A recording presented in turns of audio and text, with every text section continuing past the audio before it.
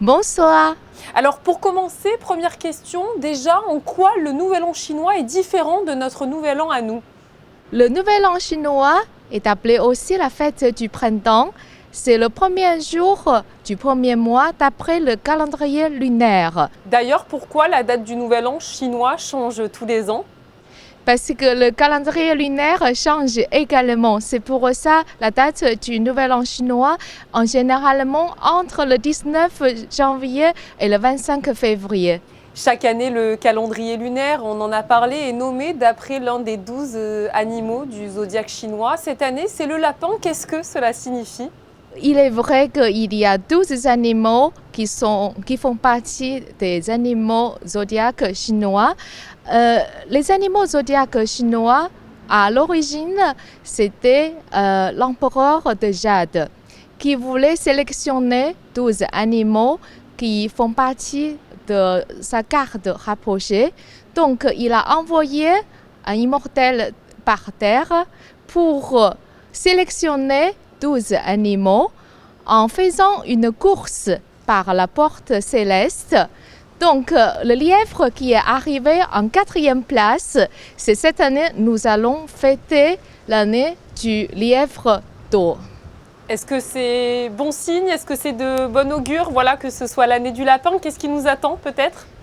Alors, l'animal lapin est un animal très doux, très calme, qui évite toujours les conflits, les problèmes. Donc, l'année du lapin ou du lièvre 2023 symbolise une année de prospérité et la paix dans la culture chinoise. Par rapport à ce Nouvel An chinois, quelles sont les principales festivités?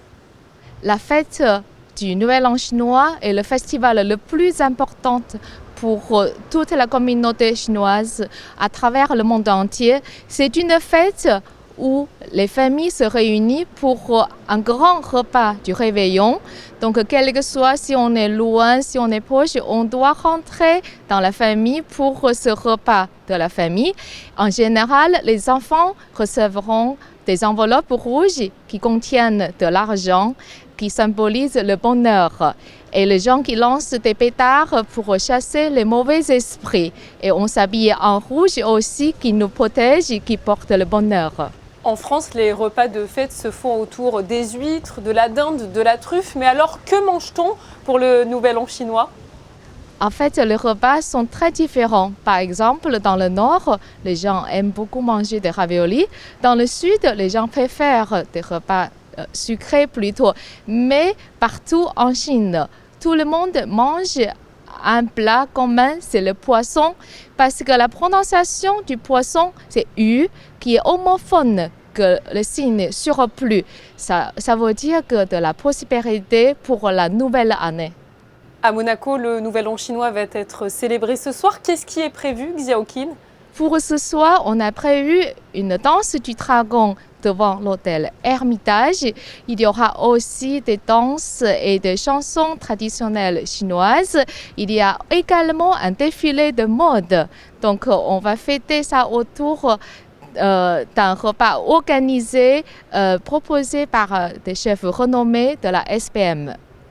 Merci beaucoup à vous, Xiaoqing Wang, pour votre présence sur Monaco Info et nous vous souhaitons évidemment une très belle année sous le signe du lièvre. Merci à vous.